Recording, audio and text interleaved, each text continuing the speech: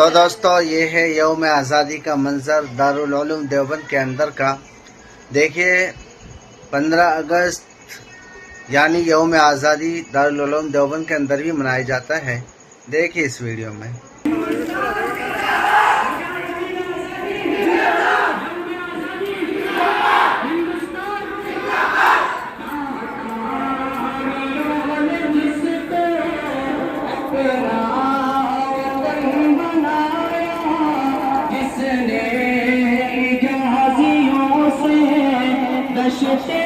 अरब छुड़ाया तातारियों ने जिसको अपना वतन बनाया, जिसने हिजाज़ियों को अपना वतन बनाया।